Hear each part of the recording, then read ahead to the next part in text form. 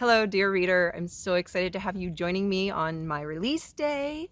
Thank you so much. I thought this would be a great time to go over some of my most frequently asked questions and to read you some excerpts from Harmony on the Horizon, which I have not shared prior to this. So I hope you enjoy it. And by the way, I thought it would be more fun to have my 13-year-old son read me the questions rather than just reading them from paper myself. So say hello, Quentin. Hello. And on with the questions. Tell me a little about yourself. So, as I've already said, I have a 13-year-old son, and his name is Quentin.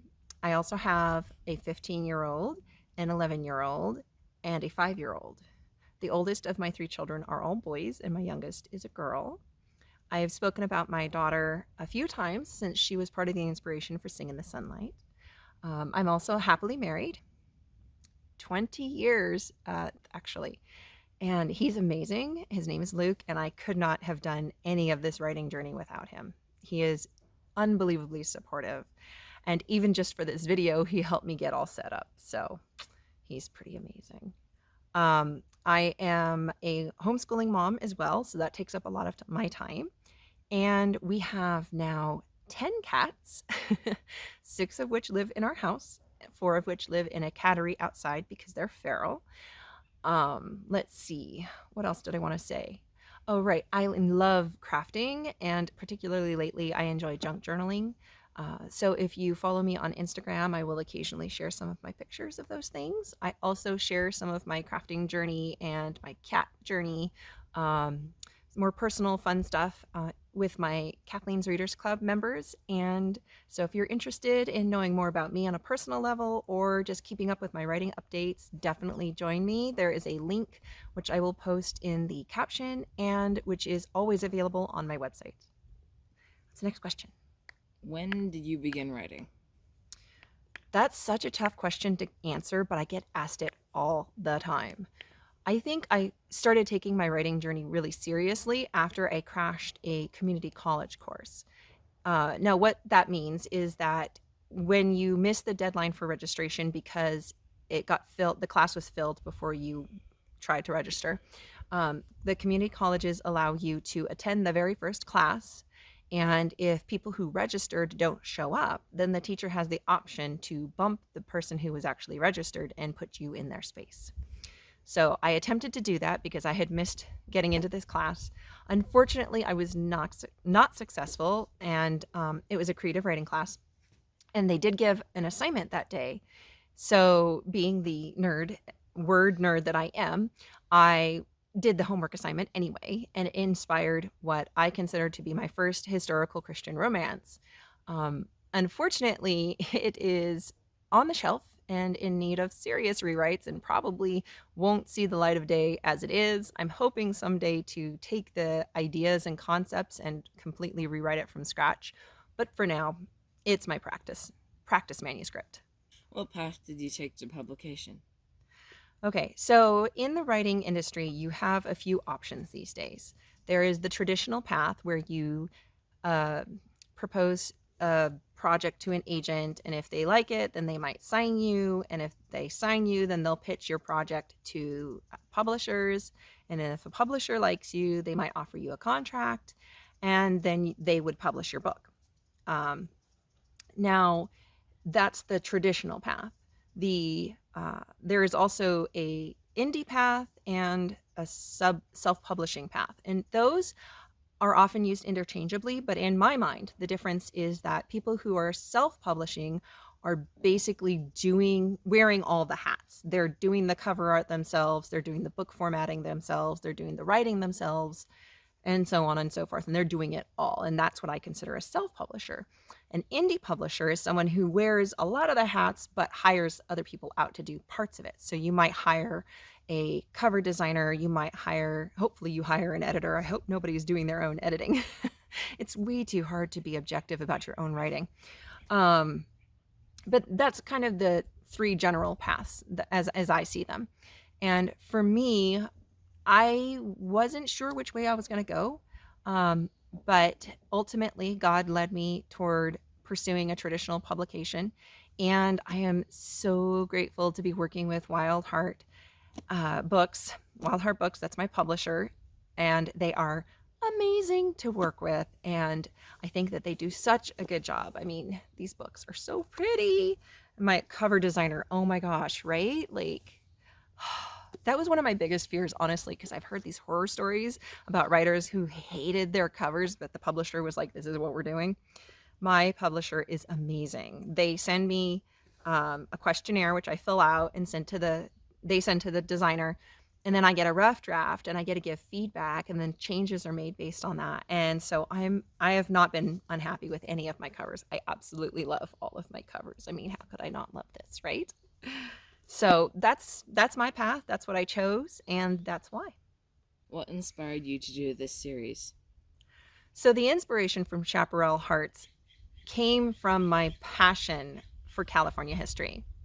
I don't deny that it has its dark parts. And if you've read my novels, you'll know that I acknowledge some of those dark parts in there, even though I try not to focus on them.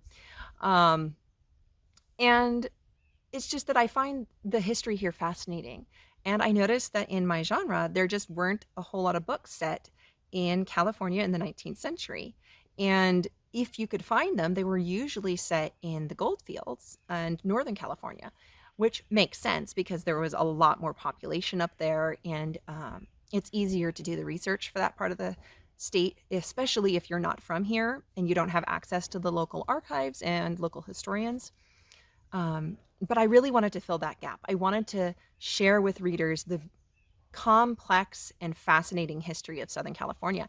And so that's why I started writing my first novel, Waltz in the Wilderness.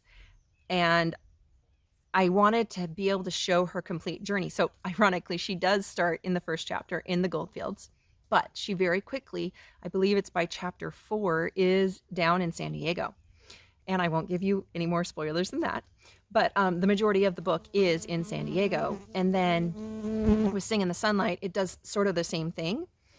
And that it begins in Benicia, but very quickly ends up in San Diego, California, which, as you know, is about as south as you can get without ending up in Mexico.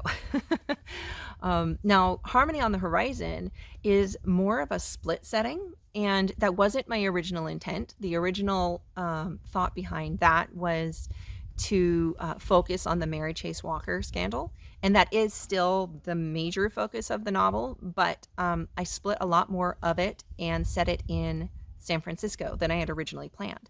And that is because as I was writing Sing in the Sunlight, two characters just sort of took on a life of their own in my mind. And I really felt God prodding me to make them a part of this next book. And as I was working through what it was that I felt he wanted me to write in this novel, it needed to be in both places and needed to include all four characters. Can the books in the series be read as a standalone? Yes, they can. So they are connected in two ways. First, they are connected by their setting. All three of them have the majority of their book set in San Diego, although they do have smaller portions set in San Francisco. With Harmony on the Horizon, that percentage is significantly shifted. It's much closer to 50% of the story being in San Francisco, but not quite. And the reason for that I'll get into with a later question. And then the other connection that they have is the secondary characters who become main characters. So, for example, in Waltz in the Wilderness, I have you meet a character named Richard Stevens, and he is a minor character. He is not a point of view character, meaning the reader doesn't get to be in his head. But then when we get to Sing in the Sunlight, he is the hero. And then in Sing in the Sunlight, we meet characters Everett, Katie, and Fletcher. And they're all secondary characters in Sing in the Sunlight. And then they become main characters in Harmony on the Horizon.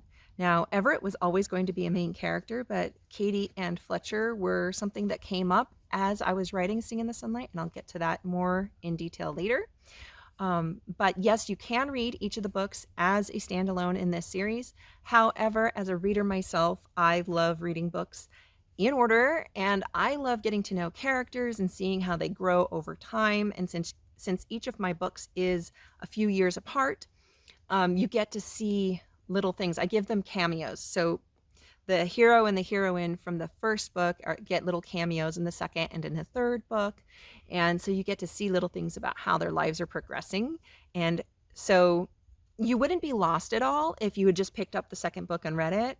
But as a reader who's read the first book, you're going to be like, ooh, I know who those people are. And ooh, isn't that cool that they're doing that? I mean, at least that's what I do as a reader. So as a writer, I make sure I put those kinds of things in. I like them. How many books are in this series? Okay, so there are currently 2 published books. We have Harmony on the Horizon releasing today. So I guess technically it counts as published now. So 3 published books, yay! And then I have 3 more books coming. I'm so excited. In October, I signed a new contract extending the series for 3 more books. So there will be a total of 6 books. Isn't that awesome? So yeah, there will be 6 books. I do not expect to write any more after that, but I am so excited about these next books. They're going to be super, super fun. Oops, I forgot to include my novellas in the total count for Chaparral Hearts. So with my prequel novella, Ribbons and Bows, plus my upcoming novella, title to be determined, that makes a total of 8 books in the Chaparral Hearts series. Are these novels appropriate for children? Okay, so I do not write my novels for children. I write them for adults, but I do write them with the idea that a child might pick them up and read them. And I have let my own children read them because I know their maturity level and I know they're good. They are not anything more than, I would say, PG. Depending on maturity level, maybe PG-13, only because Singing in the Sunlight deals with issues of, what's the word I'm looking for? Well, I'll just use the regular words. Sex outside of marriage and the consequences of it and how it affects the marriage of convenience she then ends up in, and intimacy issues within a marriage, both emotional and physical. And so I don't do anything with open doors, none of that. And I try to keep it, reasonable. But at the same time, I wanted to be honest and real about the consequences of making the choice to violate God's instructions. And so I would say definitely, read it yourself before you share it with a child. But otherwise, I think my books are pretty kid-friendly. What inspired Harmony on the Horizon? Okay, so Harmony on the Horizon began with a spark of an idea that came when I was on a field trip with my kids at Old Town San Diego State Historic Park. Getting those words in the right order is a tongue twister sometimes. But anyway, I was on a field trip with them, and we went into the schoolhouse there. It's called the Mason Street Schoolhouse these days. And the docent shared the story of the Mary Chase Walker scandal. And then that involved, racial tensions, and then it put the teacher in a position of the parents demanding that she was fired and the board of trustees having to decide whether or not to actually fire her. And then this is the part that was like, oh, I'm so writing this story. The board of trustees, in real life, one of them ends up marrying her. And so I was like, I have to fictionalize this story.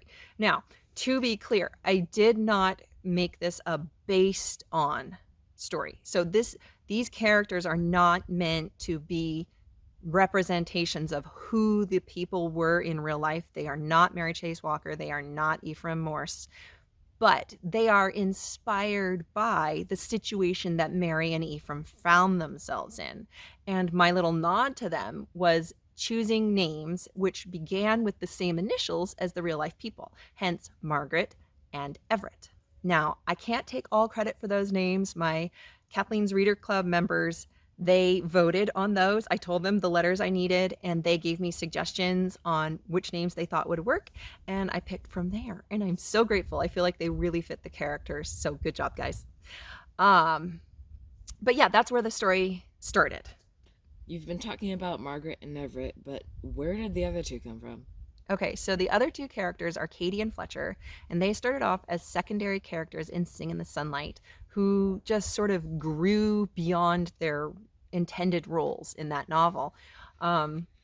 Readers loved them. I got so many notes saying how much they loved Fletcher.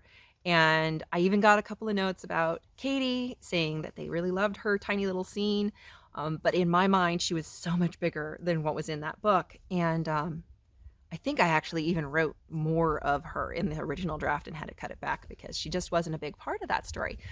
But I knew I wanted to follow her journey and see where she went. She begged me to write her story. And with the plot that I already had in mind for Margaret and Everett, Fletcher was an immediately obvious fit. And then adding Katie in just gave Fletcher a whole other reason to be there. And just, I had to explore their story.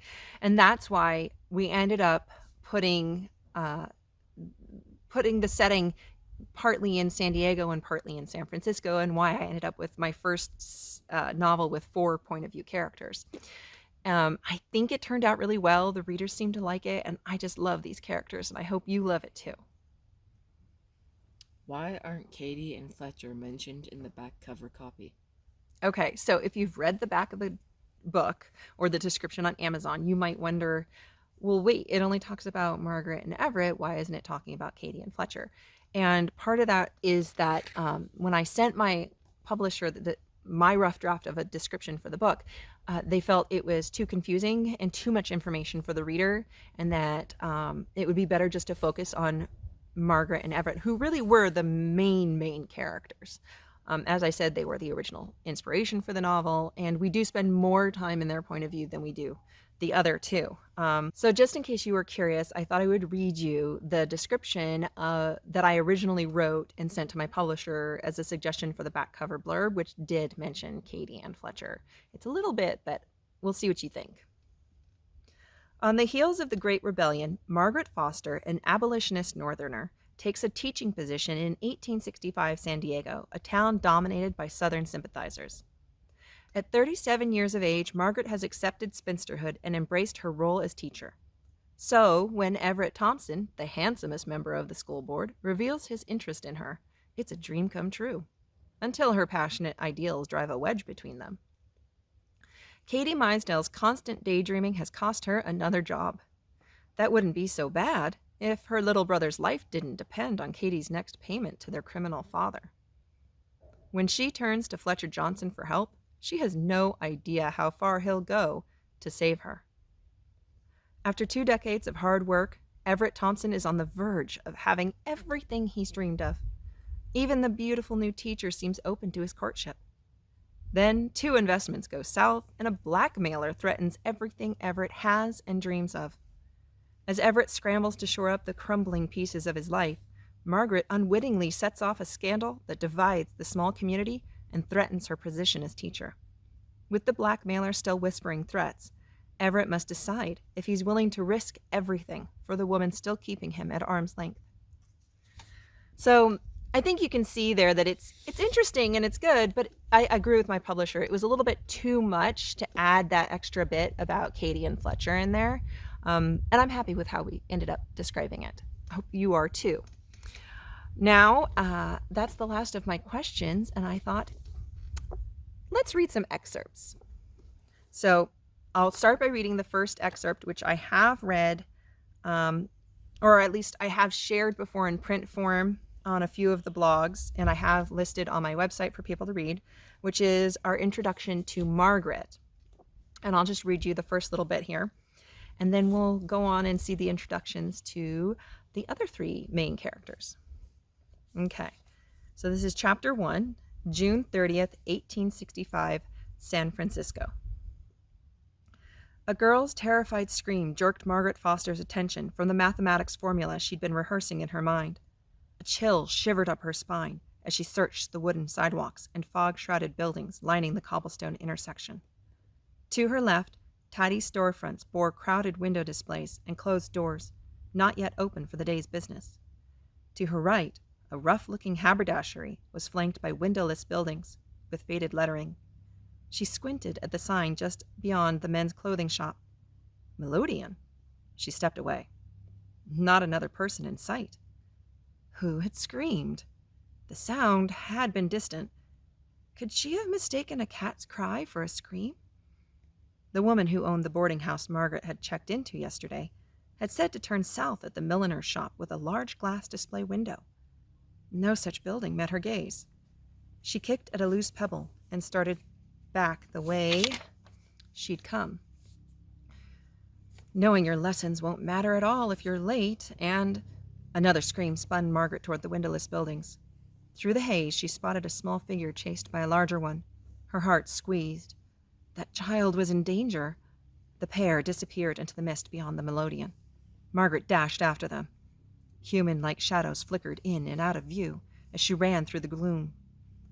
Down alleys and up streets, she followed their echoing footsteps. A stitch formed in her side, but she pressed on. That child needed her help. Then they vanished into thickening clouds and did not reappear. That's all I'm going to read. You'll have to get the book to know what happens next. I know, us authors are so sneaky. Let's see. Flip to our introduction to the Everett. Okay. Everett Thompson brushed crumbs from his beard with one hand, and with the other took a second biscuit from the tray that had been delivered by Dennis O'Neill's maid. The little red-haired woman had been so quiet, Everett might not have noticed her at all, had the tantalizing smell of warm bread not wafted toward him upon her entrance. After depositing the tray of baked goods with a bowl of jam and a pot of tea, she'd slipped from Dennis's office just as silently as she'd come. Everett sneaked a glance at the older man seated across the tea table.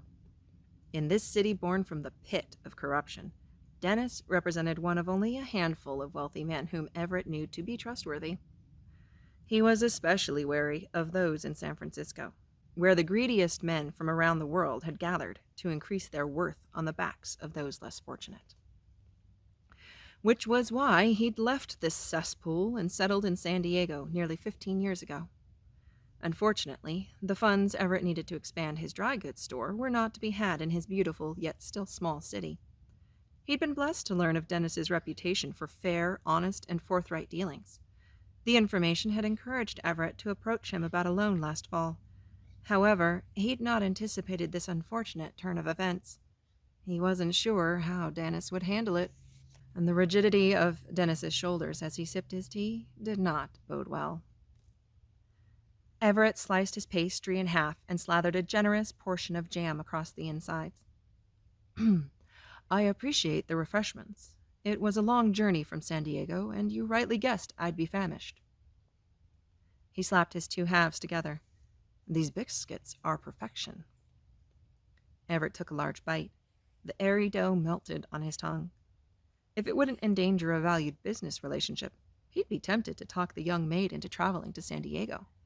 The Franklin Hotel might offer fine cuisine, but more than a few other San Diego businesses could do with an improvement in that department. Convincing the right men to invest in their fair city would be a far sight easier after pleasing their palates. He swallowed the delicious bite. All in good time. Shall I assume your new maid is doing well, then? Dennis frowned. If you must know, those biscuits are from the restaurant down the street. Miss Mysdale couldn't bake a cracker without burning it. She's even worse at cleaning house. Why keep her on? Everett didn't actually care whether the girl was good at her job or not. Right now, he'd say anything, ask any question, to avoid discussing the true reason Dennis had requested to meet with him. The businessman had kept to pleasantries since Everett stepped through the door 20 minutes ago, but it wouldn't last much longer. Delaying the conversation wouldn't change what Everett must say. Nevertheless, some part of him must be holding out for an angelic intervention, because he couldn't seem to stop himself from continuing the distracting conversation. Last I heard, there are plenty of women seeking domestic work in this city. Surely it wouldn't be difficult to find a replacement. Dennis removed his spectacles to rub his temples. Believe me, I've considered it. She's quiet, kind, compliant, and goes out of her way to set my newspapers exactly within reach before I come to breakfast.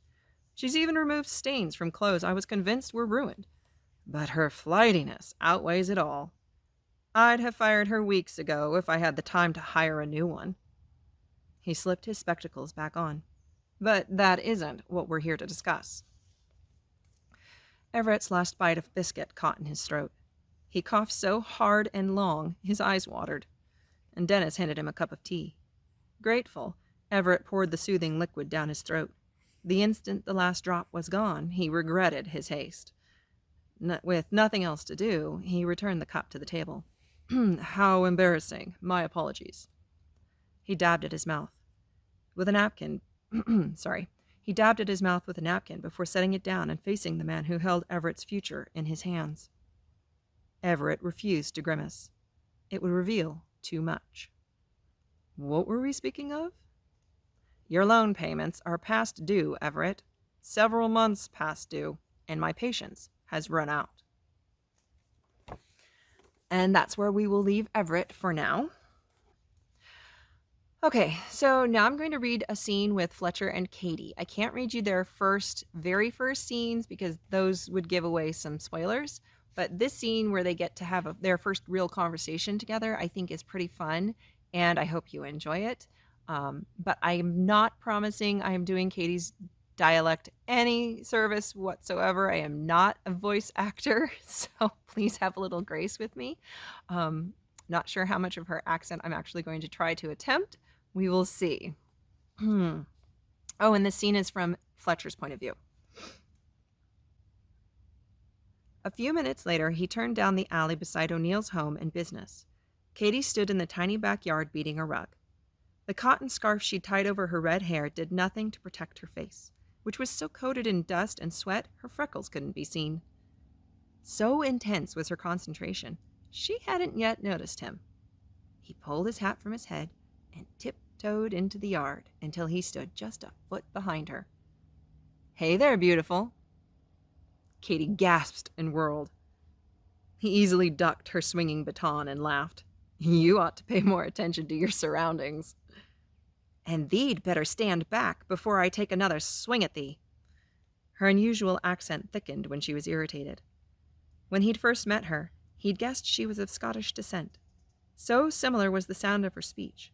But when he asked her about it, she said only that her family came from a small town in northern England, not Scotland. Her tone had made clear no further questions were welcome. That suited Fletcher just fine, since he wasn't interested in the kind of friendship that included rooting through each other's pasts. In fact, his only interest in the petite Spitfire lay in keeping her safe on behalf of his cousin. Of course, that didn't mean he couldn't have a little fun while he was at it. Still grinning, he raised both hands and took a dutiful step back. Happy? Her gray-blue eyes flashed, but she didn't carry through her threat. I'd ask what thee are doing here, but I know perfectly well why thee've come, she sniffed. Thee can tell your cousin I'm right as rain. Now be off, before Mr. O'Neill sees thee. She pivoted and resumed beating the rug. He frowned.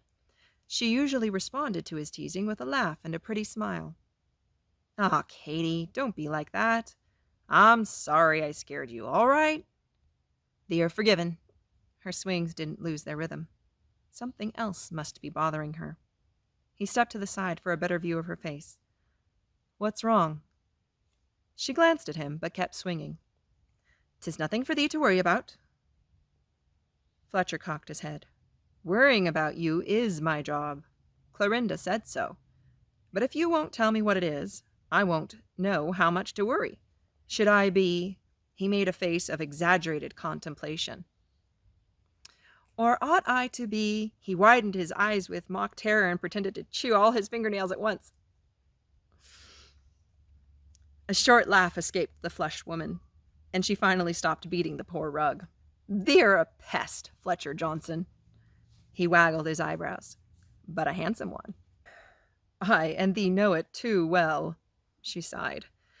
If thee must know, Mr. O'Neill is put out with me for letting a cat into his house this morning. Why'd you do a thing like that? I didn't mean to. It stole in the door while I was carrying out a rug, and made a great racket while Mr. O'Neill was in a meeting. Many of his things were broken. I've never seen him so angry. Fletcher looked from the baton in her hand to the rug, to the back door of Mr. O'Neill's residence. But he didn't fire you? No, thank the blessed Lord. But he says he will if anything more happens. She squared her shoulders and jabbed the baton at him. which is why thee need to leave, and I need to get back to me work. Fletcher snagged the end of the baton before she could start swinging again. I have a better idea. Why don't I write you a couple of letters of reference so you can find another position? One that pays more than the pittance I know you're getting here.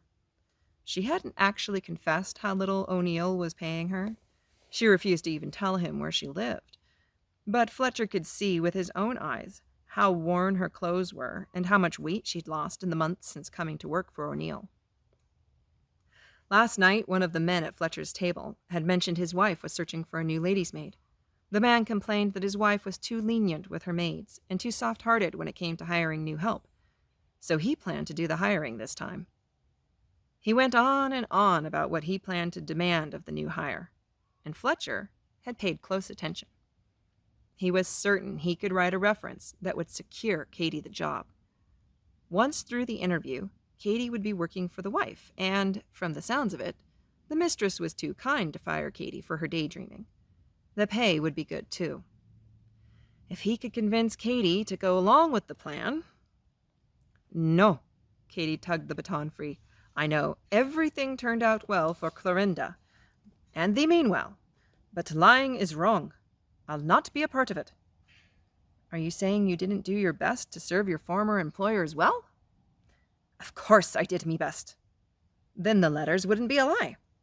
She gave him a knowing look. They'll be signing your own name at the bottom then.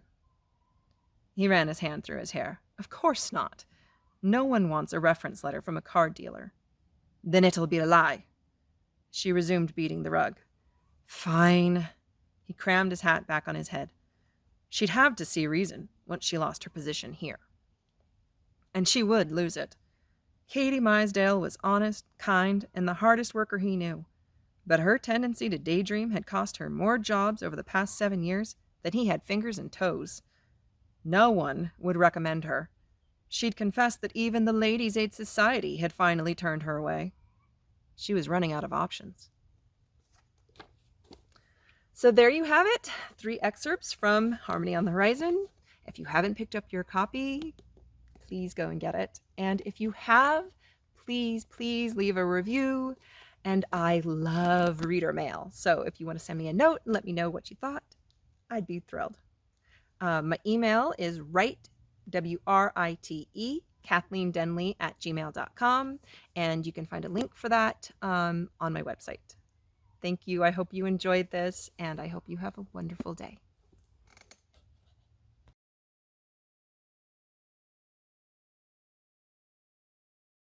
So right there is the greatest husband in the face of the planet.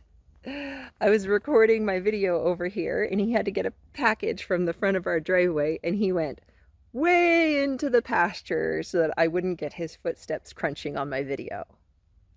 He's amazing.